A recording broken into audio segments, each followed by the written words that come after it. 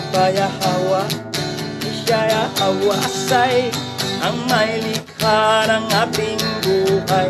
Abaya Hawa. Nang panahong yaon ay pinapunta ni Isaac ang kanyang mga anak, si Esau at si Jacob sa bahay ni na Shem, buhay pa si Shem dito, at ni Heber, upang kanilang matutunan ang mga utos at tagubilin ni Yahweh. At si Jacob ay pumunta, ngunit si Esau ay ayaw. Kumbaga sa mag-aral kayo sa mga gusto, kayo dalawa. Ang isa gusto, ang isa ayaw. Walang hilig na matuto sa salita ng Creator. At ni Heber, si Jacob sa loob ng 3 taon nasa bahay, at nanatili sa bahay ni Shem at ni Heber, si Jacob, sa loob ng 3 taon. Parang 3 years nag-aral. Tuloy-tuloy. 3 years. Kasi kung ang atin naman dito, yung mga kapatiran, ang pag-aaral dito, yung tuwing Sabat, pagsamba, ito parang aral na rin to. Ang Bible school kasi araw-araw yun. Parang natural na pag-aaral. Bawat oras yun. Oo. Ito naman, tuwing Sabat. Pero ang iba talaga, ayaw mag-aral, ayaw matin. Mukhang may dugong fallen angel yan. Mukhang pareho ni Esau. May dugong fallen angel. Agoy. Atin Ang gusto kasi ni Esau, ito yun At si Esau ay patuloy na nangangaso. Yan ang gusto niya Lagay lang. Sa parang upang iuwi ang kanyang makukuha. Gayon din ang ginawa ni Esau sa lahat ng mga araw ng kanyang buhay. Buhay pala niya, yun ang trabaho niya. Iyan lang kasi ang kanyang makukuha ko, magluto sarap o kain. Ayaw niyang matuto sa kaalaman patungkol sa Creator, patungkol sa may likha. Ang gusto niyang trabahoin, yung laging may malagyan ng tiyan, puro lang physical, Kain lang. na kain lang. Mabusog. So, wala, yun talaga, may mga tao gano'n na kalahin ni Esau. Pag makita mo yung mga tamad, dugo mo, kasing dugo kayo ni Esau, anak ng may dugong fallen angel. Pero masipag sa TikTok. Patay! Kilala ko yun Malaking mama yun. Pag-ito dyan, natutuwa yun. Ayan. Istorya ito na. Okay, ito pa. Balikan natin ang chapter 26. Kabanata 26 verse 17 Nasa isang nakaraang Sabato na turo natin para alamin natin kung anong karakter ni Esau na mayroon siya. At ang mga batang lalaki ay lumaki hanggang sa kanilang 15 taon, 15 years old. At sila ay sumama sa lipunan ng mga tao. Yan, 15 years old na itong dalawa. Si Esau ay isang mapanlinglang at mapanlinglang na tao. Yan ang galing ni Esau mapanlinglang at mapanlinglang na tao. Mambubudol, scammer, magnanakaw, babaero. Tumitira ng mga puso ng kababayan Nang huli ng puso ng kababaihan. Bakit siya? Tulad ng kanyang ama. Tulad ng kanyang ama na si Mastima na nahulog na anghel. Hindi pala si Isaac ang tatay ni Esau. Grabe. Si Mastima pala na fallen angel na nandito ngayon si Elon Musk. Mas. Yan. Ngayon, at si Jacob ay isang taong sakdal. Sakdal siya. At matalino. Matalino. Parang si Abraham din.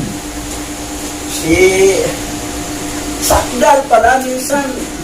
Ano to pero ang nagturo kasi dito na si nanay kasi niya na sige, magkunwari kang isaw para mapunta sa blessing. Sabi niya, mabalpon si isaw ako, hindi pag malaman.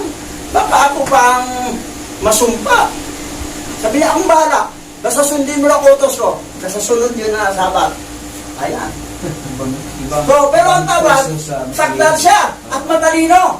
Bakit matalino? Hindi na, may dinupsil ang mga binili niya kay Isaw May sweetness, para sa Abraham din, di ba? May dinupsil din. Para hindi siya, sisihin sa uli. Ang agaw lang.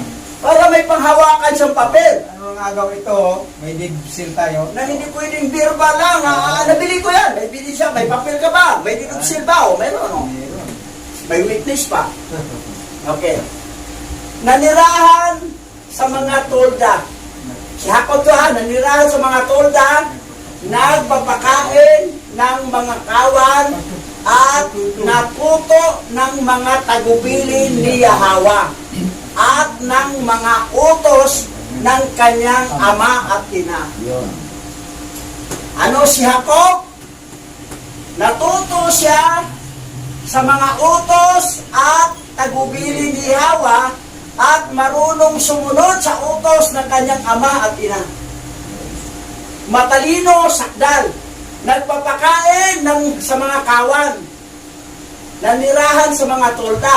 Pero itong isa, grabe, parang lang, puro Parang marikina yan. Puro pang-aso lang. Oo, bus ang mga usa doon. Pero doon sa parang sa langit, wala naman si Mastima doon. Wala naman si Isaw doon. Hindi naman mapunta yan Meron doon mga unggoy. Ang muli ko ito tainga, pati ilong. Ngayon, dito tayo. Ito tayo, basa. Juan 10:26. Ngunit hindi kayo naniniwala sapagkat hindi kayo kabilang sa aking mga tupa. Si Isaw ayaw sumunod. Kasi hindi siya kabilang sa tupa. Ganun din sa mga tao. Hindi naniniwala kay Yahawa. Ang kanyang paniniwala, puro lang papunta sa parang para manghuli ng mga usa doon para may makain. Kasi ang kanilang priority sa buhay, malagyan lagi ng pagkain to. Yan. Puro lang panglupang property ang iniisip. Sabi nito, but you do not believe because you do not belong to my sheep. Ngunit hindi kayo naniniwala sapagkat hindi kayo kabilang sa aking mga tupa. Ngayon, tuloy natin. Basa. Mateo chapter 19 verse 16. Ang isa pang lalaki ay lumapit kay Yahushua at nagtanong, Guro, anong mabuting bagay ang dapat kong gawin upang magkamit ng buhay na walang hanggan? Ayan. Patungkol sa kaligtasan ito nagkamit ng eternal life. Another man came to Yahushua and asked, Teacher, what good thing must I do to gain eternal life? Guro, anong mabuting bagay ang dapat kong gawin upang magkamit ng buhay na walang hanggan? Okay, alamin natin ang sagot ni Yahushua dito Nasa original Bible to. Magkaiba ang ang doctorated Bible o corrupted Bible. Ito. Basa. Mateo chapter 19 verse 17. Sumagot si Yahushua, ang pinakamagandang bagay na dapat mong malaman ay ang malaman ang tunay na pangalan ng Alahayam. Dahil darating ang araw na mawawala ang kanyang pangalan sa mga kasulatan. At sasambahin mo lamang siya at susundin mo ang kanyang mga utos. Patungkol sa kaligtasan to Anong sagot ni Yahushua? Yahweh answered, Yes. the best things for you to know is to know the true name of Al-Hayam. Kailan malaman ang tunay na pangalan ng Al-Hayam. Ano ang tunay? Yahweh. Because the day will come when His name will disappear from the scripture. Yan ang inalis. Darating ang araw ay mawala ang kanyang pangalan sa kasulatan. Yan ang Binanggit na pala ni Yahweh siya ay na mawala, mabura talagang pangalan nila sa kasulatan. 32 to 33 Oo. AD yan. Eh, 70 AD na wala yung ano eh. Oo, Tama. 70. Pero mo ha, ulitin natin ha. Opisina. Sumagot si Yahweh siya. Opisina po na to. Ang pinakamagandang bagay na dapat mong malaman, kasi anong magandang bagay daw na gagawin niya para makamit niya ang buhay na walang hanggan? Ang sagot naman, ang pinakamagandang bagay na dapat mong malaman ay ang malaman ang tunay na pangalan ng Al-Hayam. Kaya alamin ang tunay na pangalan. Ano ba ang tunay na pangalan ng Al-Hayam? Si Yahweh ba? Si Jehovah ba? Si Diyos, si Oo. God. Alamin. Doon sa original Bible, Yahweh. Dahil darating ang araw na mawawala ang kanyang pangalan sa mga kasulatan. Wala talaga.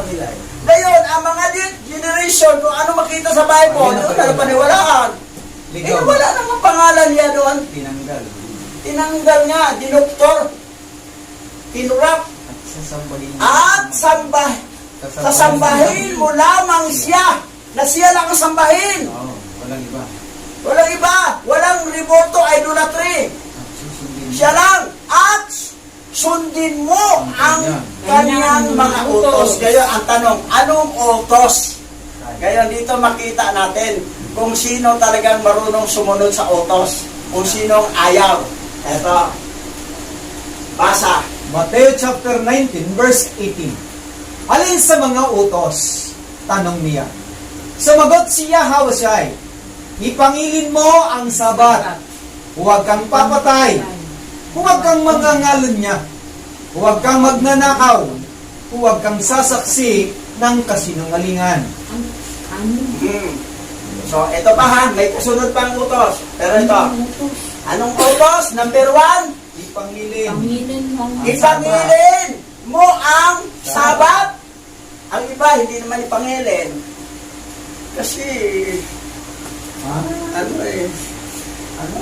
marami itong trabaho gagawin pa eh. Pero mo, ang ibinigay sa atin, 6 na araw. Sa 7 araw na Sabat, ipangilin, hindi pa nga buong araw na ibigay. Ilang oras lang.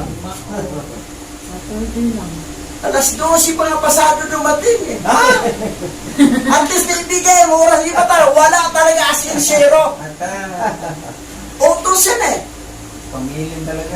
Pangilin talaga ang Sabat. So yan ang nangyari. Kaya sundin? O minsan-minsan sundin, minsan hindi. Bato-bato sa langit, tamaan bukol. Kakayanin. Hindi pa kakayanin. Kaya. Kasi irigla ko. Ano rigla mo lang? 2 bisis kung magrigla sa buwan. Ano ko lang gano'n? 2 bisis magrigla? Oo. Lumukos na nga eh. Tapos, ito pa. Huwag kang papatay. Di naman tayo hitman eh. Okay, sunod natin ito. Huwag kang mangalunya. Ito ang problema. Yung mga babaero, sumisiping ka sa babae, hindi mo asawa. Grabe. Kailangan asawa mo lang sipingan mo. Pag hindi mo asawa, huwag mong sipingan kasi pangangalunya yan. Yan ang agoy. Di paano kasi kulang, magdagdag kang asawa. Pero lahat pinakasalan mo. Pagkastigo. Number 1 asawa, kasal. Pwede mo na sipingan. Kaya lang itong asawa kong una, tumatanggi. O, di magdagdag ka. O, pangalawang asawa, kasal din. Hindi na pangulo niya. Pero isa natin si Esau nga naghanap ng, ano yun? Ano ng puso ng mga kababayan? Heart hunter. Heart hunter pala. Malaking kasalanan yan hanggat wala kayong basbas. Kailangan basbas talaga. Kasal. May record sa NSO o wala? NSO, National Statistic Office.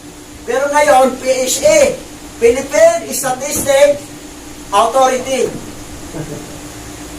May record o wala? Basta at least may nagbasbas sa inyo, kasal kayo. So, huwag kang magnakaw. Ito, madalas mga politician dito. Ha? Politician, madalas magnakaw. Ninanakaw ang pera ng bayan. So, grabe. Nagpumupuno na lugi sa ilahay. Milyon-milyon. Pumirma ka na sa impeachment, 150 million ang kapalit. Wow. 150 million, pumirma ka lang. Grabe. Hindi pa Sino ang hawak ng pera? Si Tambalos-Ros. Si Buhaya Tambalos-Ros talaga. Buhaya na ngayon tawag kanya. Oo. Ngayon, buhaya na. Walang kabusugan. At huwag kang magsaksi ng kasinungalingan. Nice. Magsaksi ng kasinungalingan. Hindi gagawa. Di ba tama yung ano, ba? Alam mo na mali? Oo nga, oo, tama. Oh, Saksi ng kasinungalingan. So ngayon mo siya, sabihin mo, mali, di totoo yan. Oo, sabihin mo totoo. Huwag kang masamang ayon. So yun na, bigyan naman kita ng ano yan. Ha? Maglahan. Ay, bayaran ka pala. May may kasunduan. May kasunduan. ito. Kasunduan. Kasunduan niya. Oo na. Pero walang nabanggit ito na maghandog. Wala. Kasi siya hawas ay nangahandog eh. Yaman. Wala na handog. Sabat. Ipangilin. Huwag magpatay. Huwag mangalunya. Huwag magnakaw. At huwag magsaksi ng kasinungalingan. Ano ang kasunod? Basa. Basa. Mateo chapter 19 verse 19. Igalang mo ang iyong ama at ang iyong ina, at mahalin mo ang iyong kapwa gaya ng iyong sarili. Another utos. Igalang mo ang iyong ama at ang iyong ina. Isa yun, respect.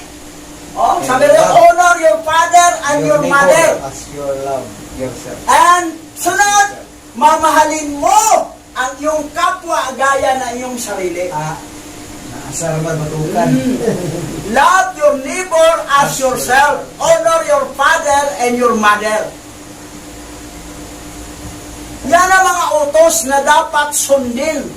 At number 1, don't forget, Sabat.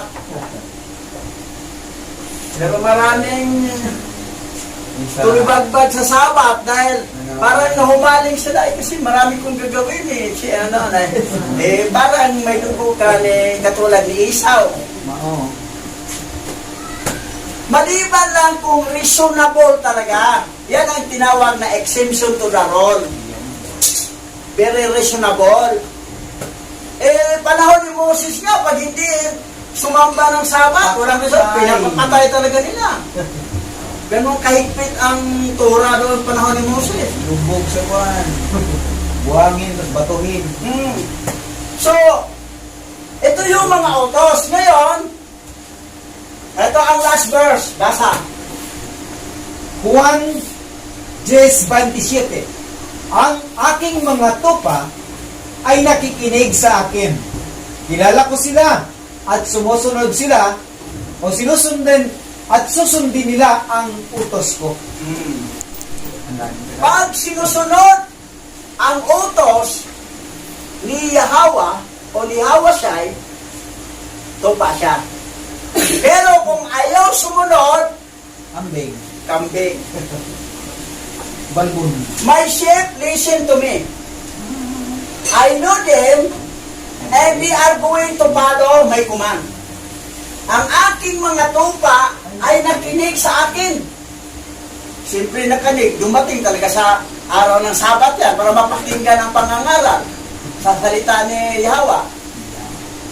Kilala ko sila. Kilala ni Yahweh kung ang tupa niya. Kilala niya. Huwag mo sabihin na maling lang mo si Yahweh, kilala niya. At susundin nila ang utos ko. Yan ang karakter ng tupa. Ngayon, ang question dito, paminsan-minsan ka bang sumunod? Baka ang dugo mo, may dugong fallen angel, may dugong kay Yahweh. Hap-hap. O, hap-hap. Tumatungara. Pero kung sino medyo malamang, halimbawa, ang dugo ng fallen angel ay mga nasa 55%, tapos dito ay 45% lang ang sa ano, Daigim. kaya ano, so lamang ang sa fallen angel, doon ka talaga sa lake of fire. Maong.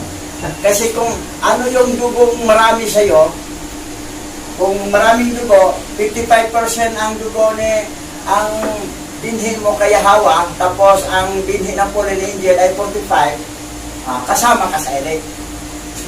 Parang ka. Kaya lang, pamparang ka lang o pambagkita. Parang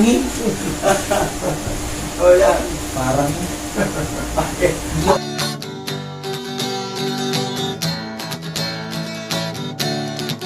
Aba Yahweh, siya Yahweh say ang may likha ng ating buhay. Aba Yahweh,